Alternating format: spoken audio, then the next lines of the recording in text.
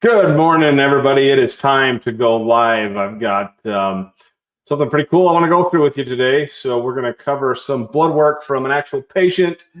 But excuse me, do not worry. I've changed the names of to protect the innocent. So we're going to jump right into it now. I apologize. I just got off a bike ride, and so you get the baseball cap, sweaty, still coughing a little bit from working my lungs version of me, but nonetheless, here we go. So let's get started. This is what I'm going to cover.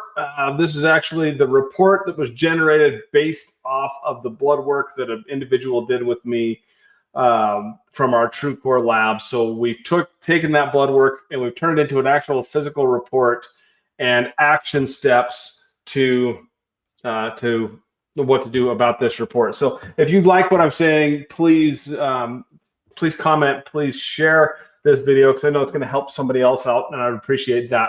So that said, let's jump into it. So starting with the FDA disclaimer, this goes with everything that we do.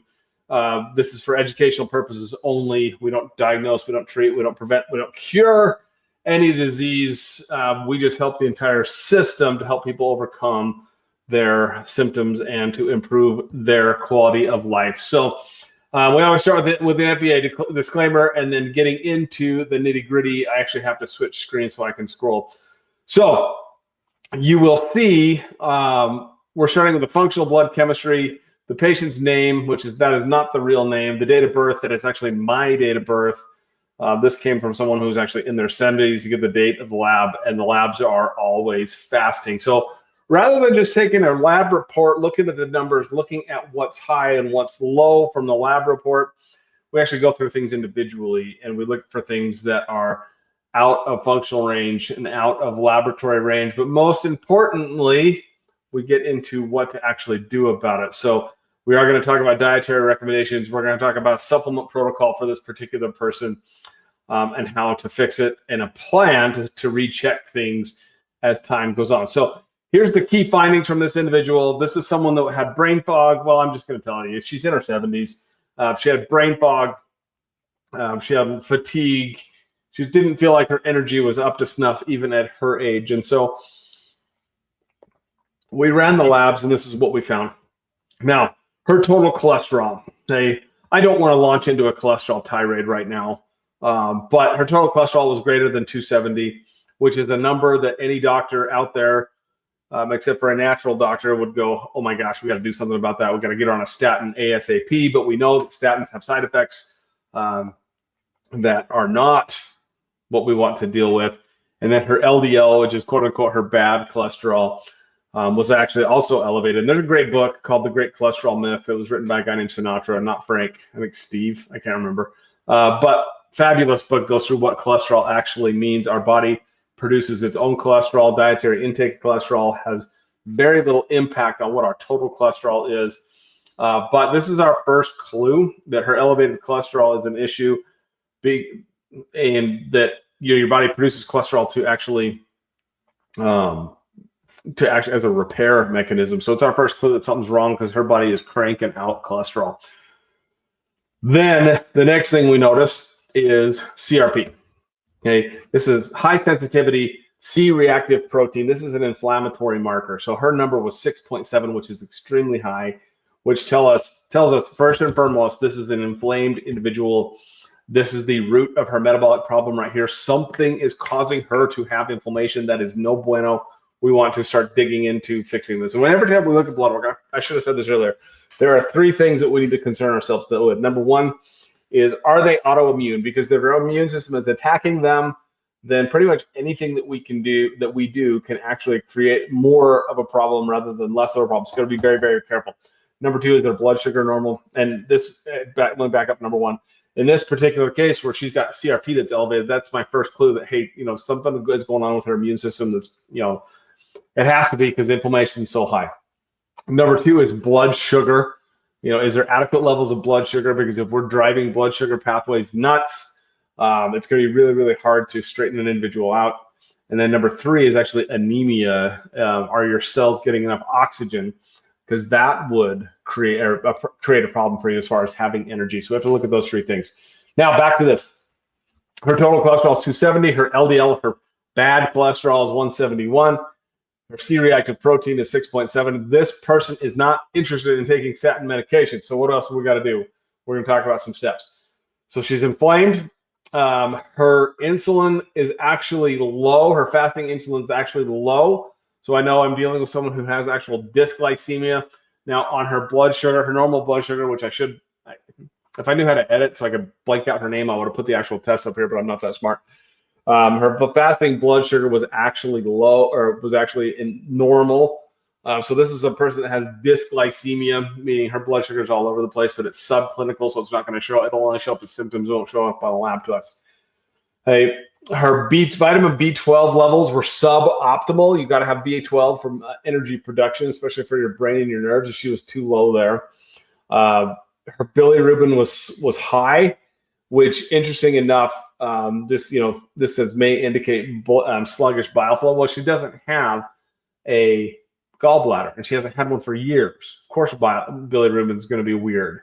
So one of the first things we got to do is get her on an enzyme to help her not have where she doesn't have a gallbladder. We got to help her with that, because without a gallbladder, you don't have bile and you're not going to absorb fats properly. So that's a problem. Okay. And then her T3, her free T3 was on the low end, which makes me think that she has a thyroid conversion issue, where she's not taking T4 and turning it into T3. But if you look at her insulin levels, it's like, oh no, duh. This is a what we call a cell danger response, which means that there's so much stuff going on here that her cells are just like, they're not responding, right? They're in this response where they're trying to protect themselves. And then, of course, vitamin D was adequate, but needs to be more. Okay? And that's pretty normal for somebody who lives here in Southeast Idaho, because we're high enough on the planet that sunshine starts to become an issue. So those are the key things from her blood work, which her doctor would have just looked at this and said, OMG, your cholesterol is out of control. We're going to put you on a statin. That's the only thing that she would have gotten had she gone to a typical Western provider. So, but there's all these other underlying things which are like, okay, why is that happening? Okay, so first and foremost, dietary recommendations. Why in the world is it that when you take your sick dog to the vet, the first thing they ask is, well, what they eat? Why don't we do that for humans? Hey, well, we do. So dietary recommendations are first and foremost. I know that most of you that are watching this are actually part of the Metabolic Reset program, which fits into everything that I'm about to say. But for this particular individual, we got to hit an anti-inflammatory diet like right away. So we want to limit or avoid processed meats, sugar, seed oils, artificial sweeteners, refined carbohydrates, gluten, packaged foods. We need to stay away from those things, because they're going to create more inflammation, and we need to replace them with things like, wild caught fish, cruciferous green vegetables. That should actually say organic. I need to add that in there. Avocados, olive oil, walnuts, excuse me, fermented foods, because they're so good for your gut. Beets, lemon water, dandelion greens are also very, very highly anti-inflammatory. So that's pretty a basic food plan for this person. Which, again, if you're doing the Metabolic Reset program, it includes all these foods, so you don't have to get real fancy with it. And then supplement-wise, we have to play that game, right? Because she might be autoimmune, so if we throw a whole bunch of stuff at her at once, we actually create more problems than we solve. So first and foremost for her, because of the inflammation levels, I'm going to suggest that she does an omega-3. Which my favorite omega-3s happen to be krill oil. And by the way, this patient, I created a plan for her inside of FullScript so that she can do everything from home. But omega-3s, you got to have them. They're great. Last week we talked about autoimmunity. We talked about the whole TH1, TH2 balancing thing. Omega-3s are great at balancing that. We want to increase her vitamin B12 oil because it was suboptimal. And I later found out that this patient actually had a head injury that she didn't tell me about. And so getting her on some B12 is a really good idea, because it's going to help her heal quicker than normal. And then there's some other recommendations here. So this is where I want to start. And I actually added berberine for this. Oh, I'm sorry. I've got my patients mixed up. So B12, you want to do that sublingual if you can, because it absorbs better. Vitamin D3, where she was suboptimal, we do want to do that, but we're going to do that in phase 2, where we're holding off on that. I did start her on some turmeric because it's such a high anti-inflammatory. Turmeric and resveratrol are very, very good. In fact, there are papers that suggest that it is better than ibuprofen and just doesn't have the same, or it doesn't have the side effects.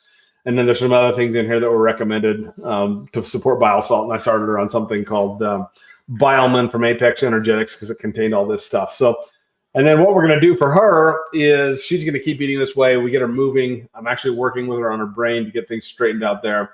But we're going to recheck her labs in 90 to 120 days to see what we have done and see how we've helped her. So that's her basic plan. And that's basically how we do this with when we do these blood test panels. It's like, hey, we can look at this from this particular lens, and it helps us just kind of keep things organized and free flowing. So I'm not seeing any questions. So we're going to wrap up today's pretty early, and I'm going to go get myself cleaned up because there's another video I want to make today. But please feel free to send me in your questions. Let me know how I can help. And we're going to keep answering these things as time goes on. So I don't see any questions, so I'm going to say see you later for now. I appreciate y'all, and we will see you next week. I hope you have a happy and fun 4th of July weekend. So thanks so much.